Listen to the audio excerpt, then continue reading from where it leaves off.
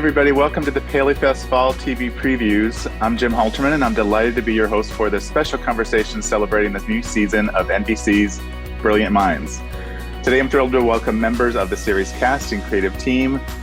Joining us are the series stars. He plays Dr. Oliver Wolf, Zachary Quinto. Hey, Zach. How are you? Good to see you. Hey, good to see you. She plays Dr. Carol Pierce, Timberla Perry. Hey, Timberla.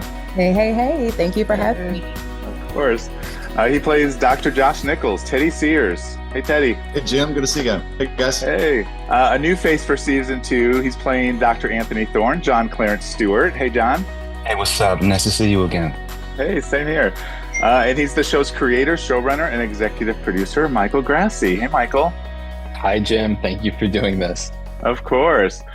So I'm just going to dive right in. The first question, Michael, is going to go to you. Whenever a season 2 of a show comes around, I always like to ask, what did you learn from season 1? The things that worked, maybe things that didn't work as well, that you kind of helped shape your season 2. Yeah, listen, I look at season 2 as an opportunity to take everything that made season 1 so special and kind of double down on our like very unique POV on this, which is a lot of mental health and a lot of interesting cerebral medicine and what I like to call medical mysteries of the mind. So a lot of that and another thing too that we're excited about in season 2 is doubling down on the fun of the show. I think in season 1, something that really felt amazing was the chemistry between all of our cast members and all of the fun looks that they shared and all of the fun humor and really delivering on that in an exciting way. And then the third thing we're really excited about is season 1, we tackled sort of a bit of a serialized mystery. And the mystery was what happened to Oliver's dad. And I think this season we're sort of introducing a brand new, unexpected mystery, which will play in a brand new way, which I'm excited for audiences to see what we're up to. Oh, I like that. I like that tease. Zach, I rewatched the finale and I feel like everything but the kitchen sink got thrown at Dr. Wolf in the finale. And he has a lot to deal with, personal relationships, stuff at work. Can you talk about where we find him in season 2? Like, what's his mental state? And also how much time has passed since the season 1 finale? Yeah, about a month and a half, we said, between season 1 and season 2. So it's enough time for certain things to settle a little bit, I feel like, for Wolf and for the other characters in the show.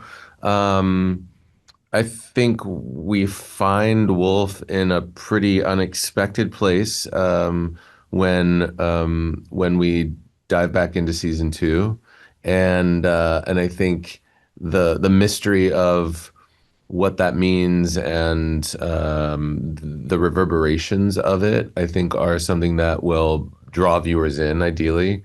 It certainly drew me in when I read it, and it's been really fun to explore at work.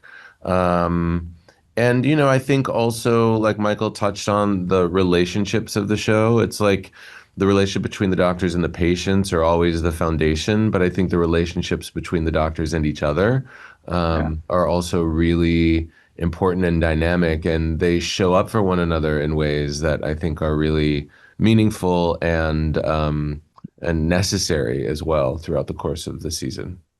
Okay. And Timberla, I'm glad you're here because Dr. Pierce was put on leave at the finale, so I was like, I hope she's coming back, and you are. That's good. Can you talk about where we find Carol at the start of the new season? Yeah, Carol was put on leave for unprofessional behavior with a patient.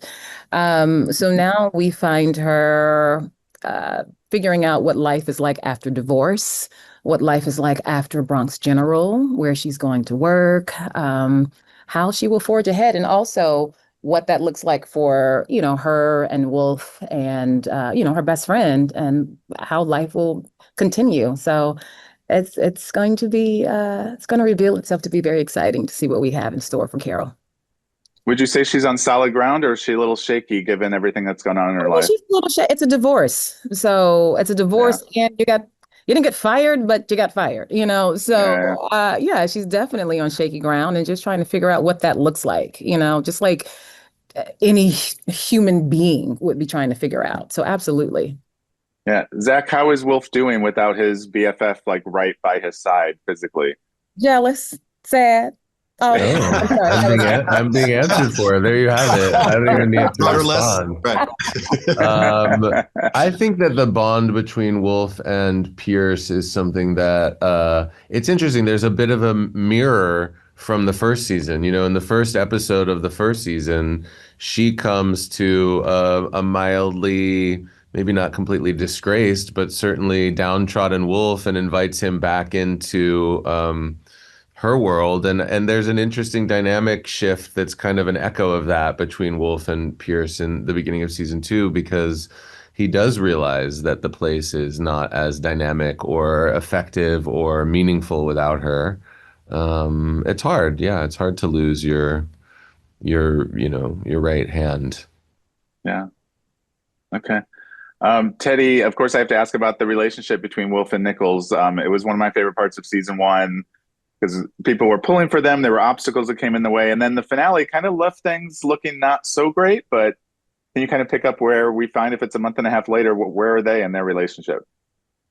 I think where we find ourselves at the beginning are two human beings who are excellent at their jobs, trying to navigate how to continue to do so, you know, underneath this sort of cloud of unresolved, I guess, attention paid to the issue, the event that we saw at the end of season 1. I feel like these two have stuff to work out, and yet they still have to show up for their patients in the best way they can.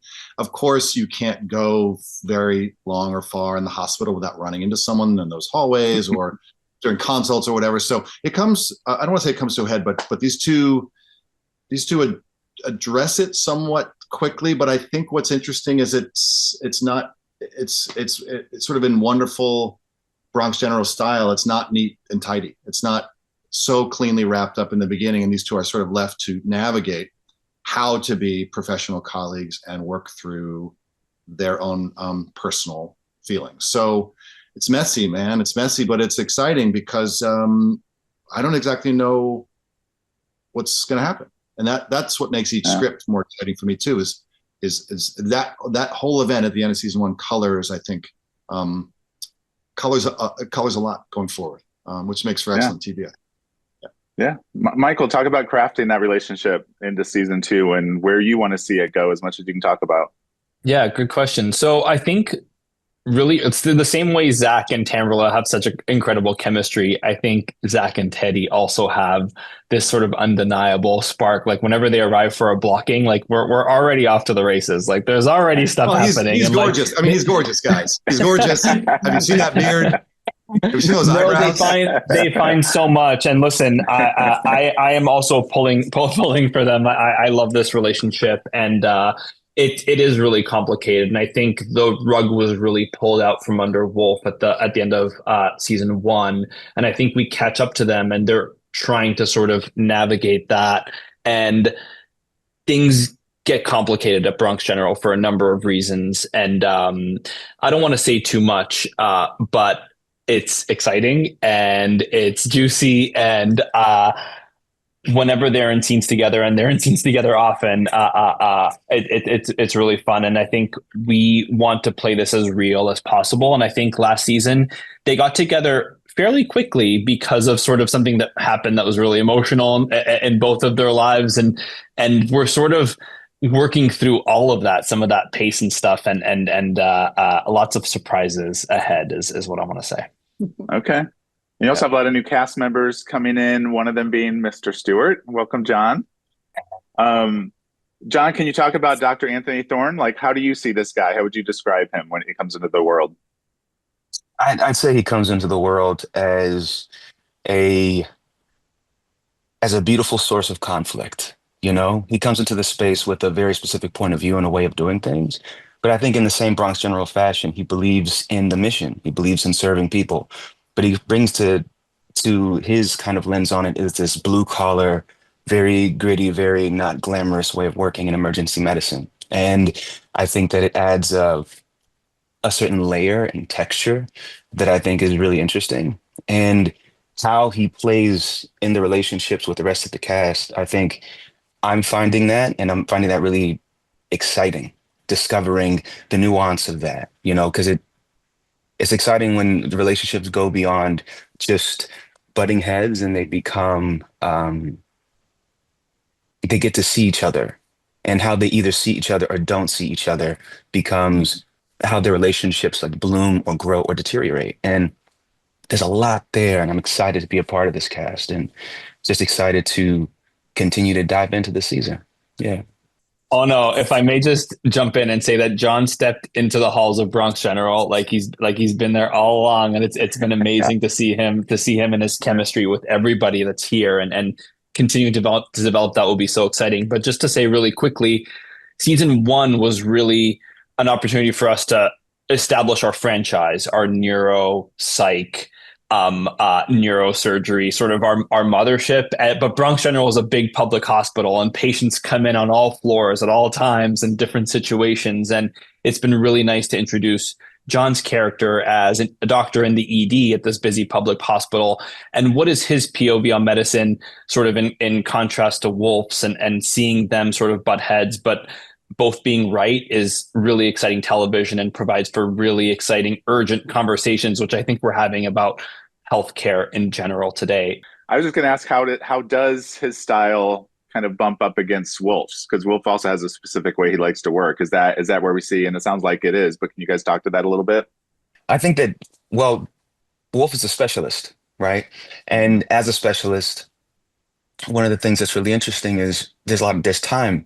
There's time to find and diagnose and stuff. And I think with Thorne, working in emergency medicine, the goal is to stabilize. The goal is to stabilize as many people as possible, as quickly as possible. And so there's an urgency, there's a need to diagnose quickly. There's a need to diagnose when people are, who is actually not stable very fast, so we can save and help as many people as possible. And I think that those two philosophies, or the time that Wolf can take to help one person is time that Thorne feels he can take helping many people, right? Oh. And moving people through and getting them into the next stable and onto the next stage of wherever they need to be in the hospital that's the job. That's the way to help as many people as possible, you know? And I think that inherently causes some conflict. Because I don't think that Thorne sees, I think that there's a little potentially a little bit of envy, I'll even use, is the word that I'll use, in Thorne.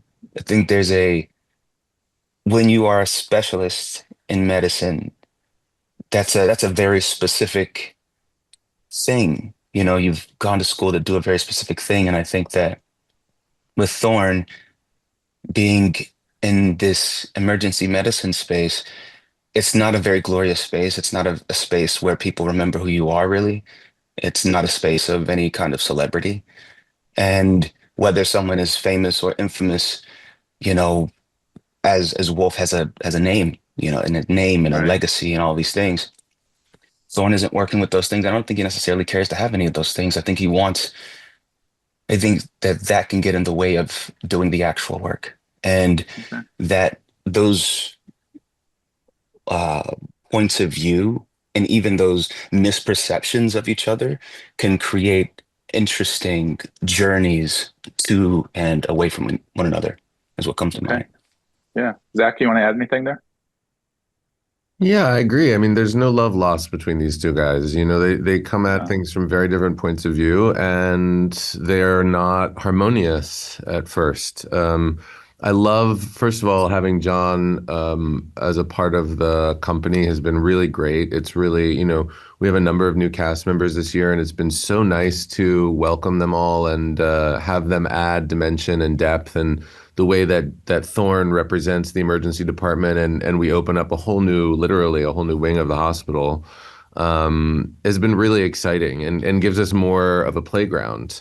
And then emotionally and dynamically between Wolf and Thorne, you know, they start at loggerheads. And so it gives them both, I think, a long way to go with each other and within themselves. And, you know, Wolf is a lot of things, but he's always eventually willing to and able to learn from others, even if it's learning through how different they might be. And that's certainly the genesis of the relationship between Thorne and Wolf, and it's been great to just start to touch on. We're only on episode 3, so we have a long way to go. Oh, okay. Michael, can you talk about some of the new cast members? I know there's some other faces we're going to be seeing. And Bellamy Young's coming in for some episodes. Can you kind of run through the new people we're going to see? Absolutely, absolutely. We're going to see a new doctor played by Brian Altemus. He plays Dr. Charlie Porter, and he is a new resident in the neurology department. So he's there. We sort of set this, we set up our interns as sort of this unbreakable foursome, and who are group hugging and opening up, having emotional moments with each other. And they had like sort of a really good rapport, and Wolf built a really strong relationship with them. And I think Charlie comes in and he sort of shakes up the status quo a little bit, he's kind of a little bit of an agent of chaos, if I may, when he arrives at Bronx General in an exciting way. And then we have Bellamy, who is amazing. I'm a huge fan of hers, and I'm really excited that she's joined our cast. And she plays a doctor who works at a long-term care facility, and she intersects with our world in really surprising and interesting ways, and is I think it's more nuanced than that, but if, for a lack of a better word, she is kind of our villainess for the season. But it's much more complicated and way more interesting than that word gives you. But she's amazing, and she'll go toe to toe with Zach and with some of our other characters in some surprising ways. Nice. Teddy, will you have some scenes with Bellamy? Because you were married to her in another project, the Waltons. I was, yes. Mom and Pa Walton. Will they be reunited? We shall see. Like Zach said, we're only 3 episodes in. We have such a nice long runway to tell our stories. I'm hopeful. I don't really know where it's going to go, but I did get a chance to see Bellamy the other day at work, and we had a nice little reunion. Nice. But I think one thing the show, if I can just say this about someone like Brian or someone like Bellamy, the show attracts excellent actors. Excellent. Michael and David Rappaport and Lindsay, like they get. And they look for and they get excellent actors from episode to episode. And so I think we have a lot to look forward to as a show. Like the potential of who we may be seeing down the line is very exciting too. But everyone that's been a part of the show so far has just knocked it out of the park. And this season so far, 3 episodes in, has been such an incredible continuation / step up from where we ended last season. On the writing side, on the story side, on the acting side. Yeah, it's been amazing so far. So, watch out for other, I think, great names who will grace the halls of Bronx General. I think that's kind of a foregone conclusion. That's exciting. And Zach, I have to ask about Wolf's relationship with his mother. So that's one of my favorite parts of season 1 as well. Can you talk about Donna and what you're doing with her character? Oh, Donna, I love it. Love Donna. Yeah, I really love that relationship as well.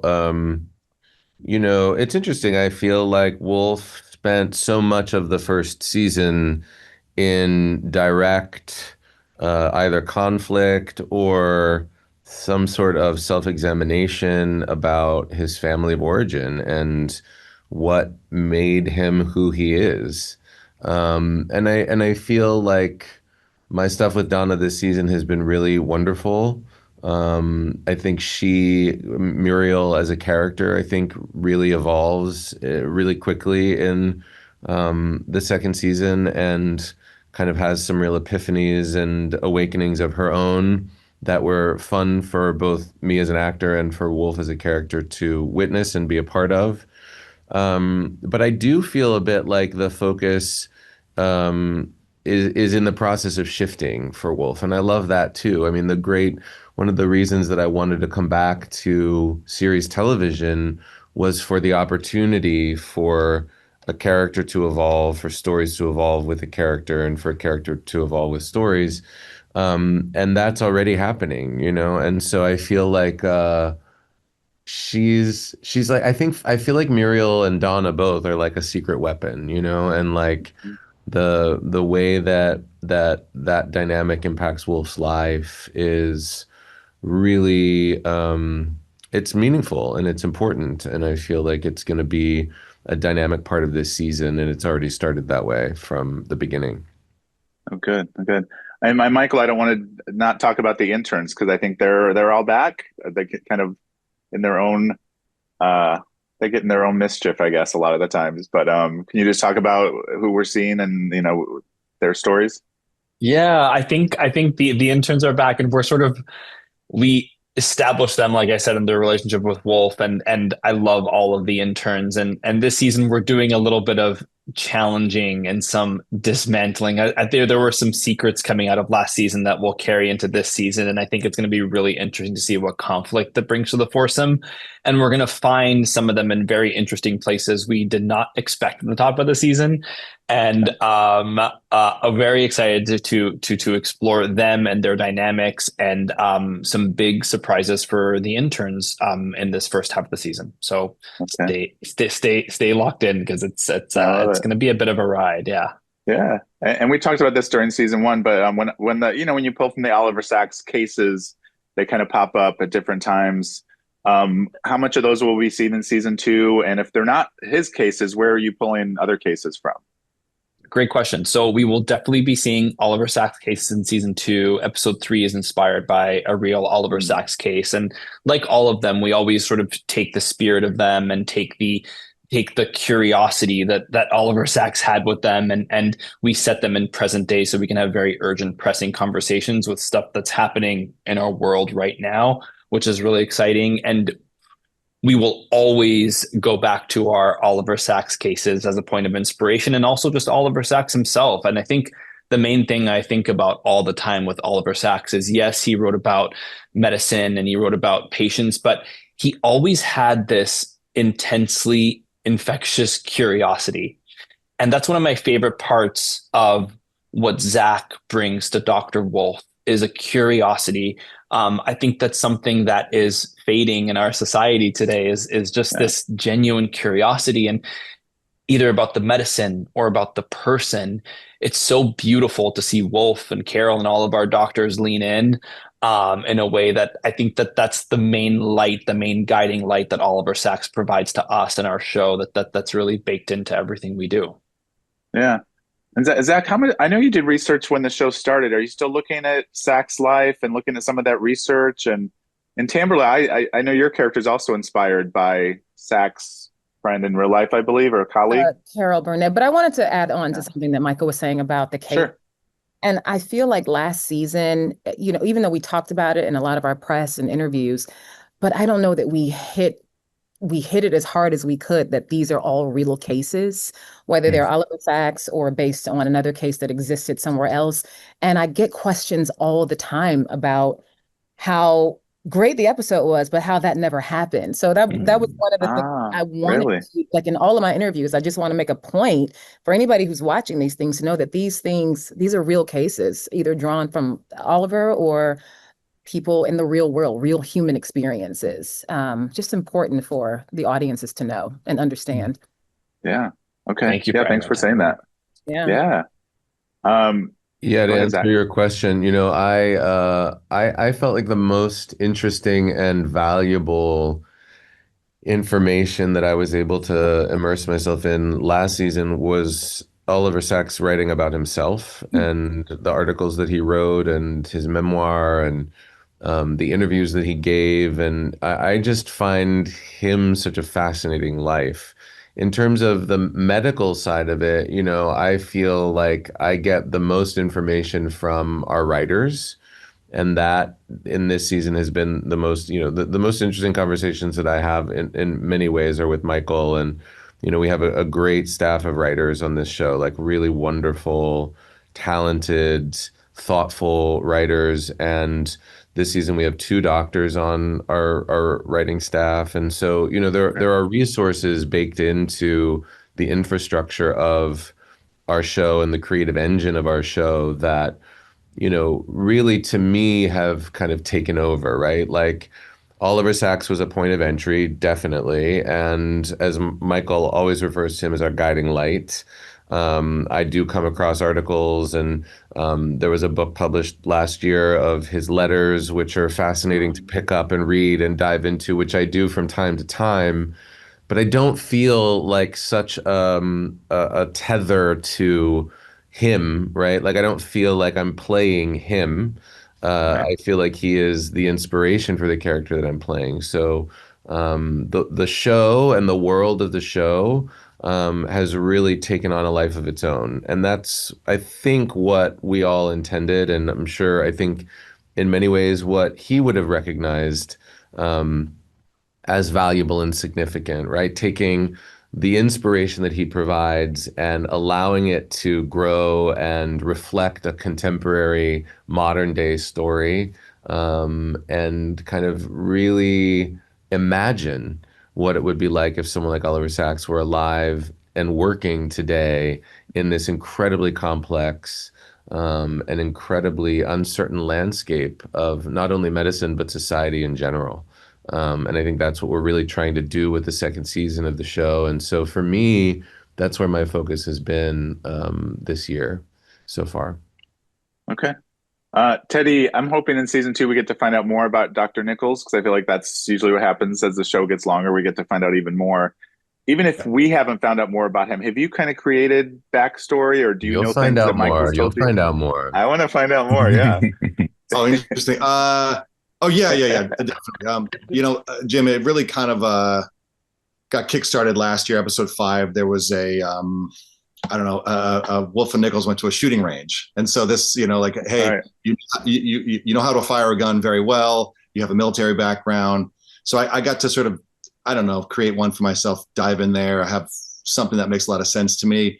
I also, like where he went to university, where he grew up, things like that. I think those are the things that I like to, I don't know, try to have in place so I can have a basis of what formed this person's worldview, what happened in adolescence to, help him want to not just be a surgeon, but a neurosurgeon. I mean, like, you don't just choose neuro if you want to be average at it, right? Like, so things like this, like what were Josh's guiding sort of forces? What were things that pushed him to do this? What's he running away from? What's he running towards? All that stuff.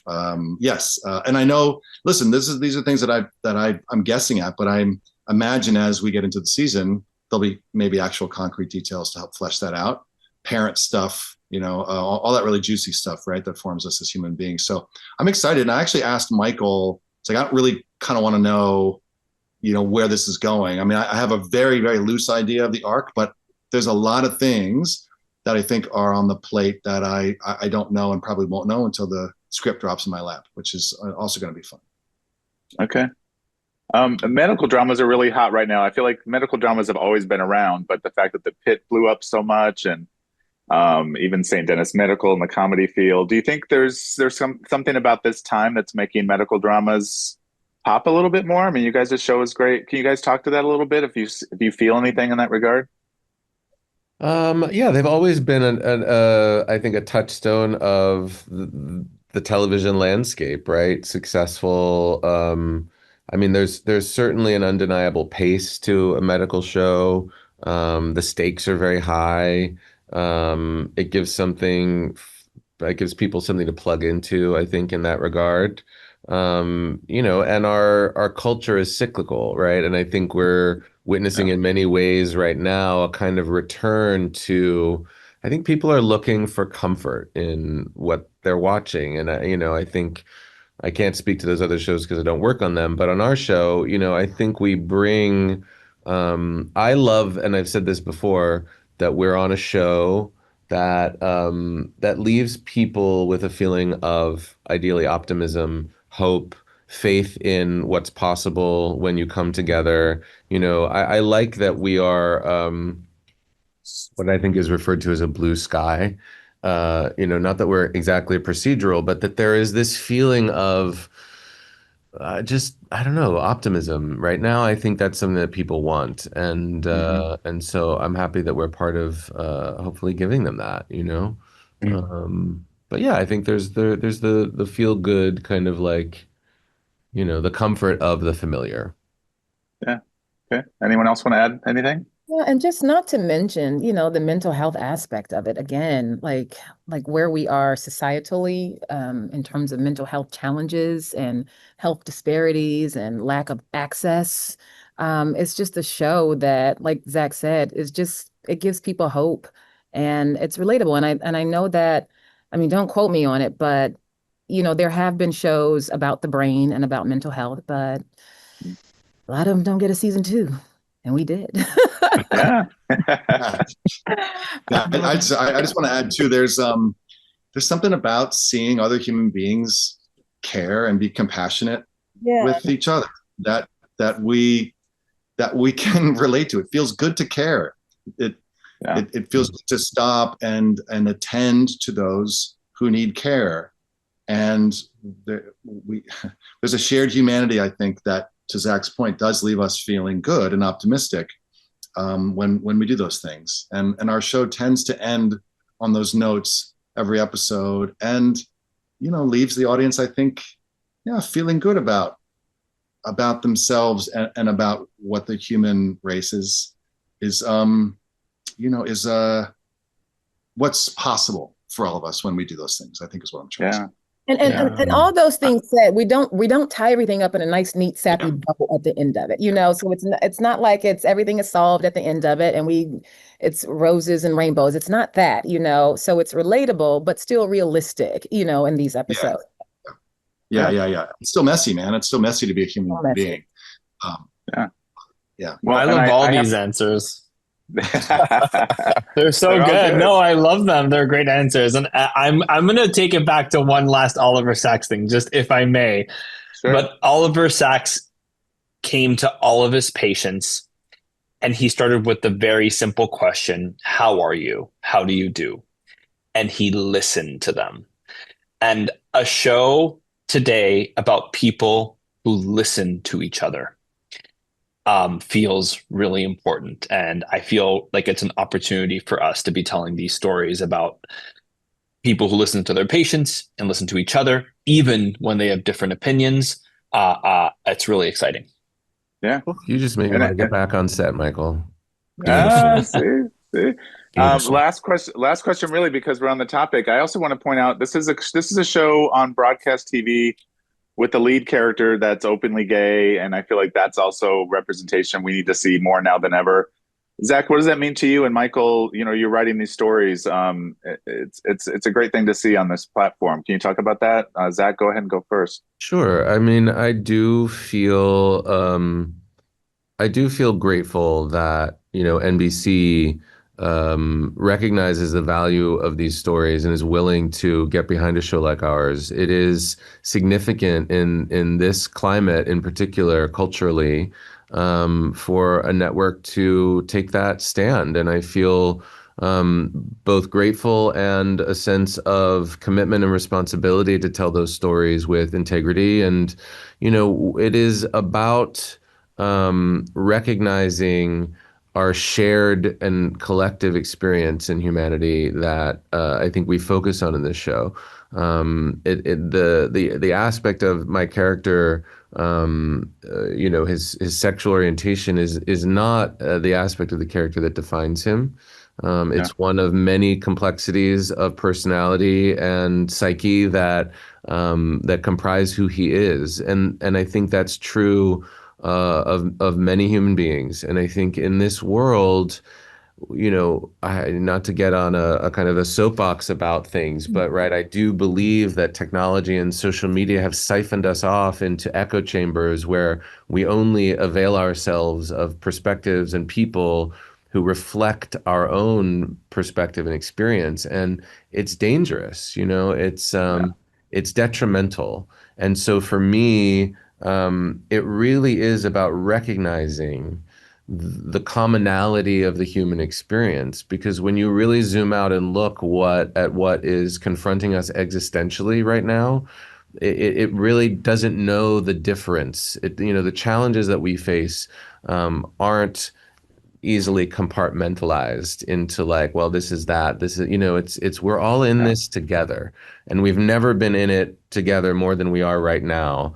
And so for me, it's like that's what I want to reach out to people that, you know, may be resistant to a character like this, or maybe resistant to a show like this, and just say, like, look beyond the thing that you see as a limitation, and recognize that it's actually just a reflection of what we're all going through together. And I think Michael does a really beautiful job of threading that into the show, weaving it into the different stories, not just Wolf's story either. You know, there are many stories of diversity on our show, whether it's, you know, how somebody identifies, or what their social or cultural background is, or, you know, it's really, that is the superpower of Michael and our writers, and I think what this show is at its best.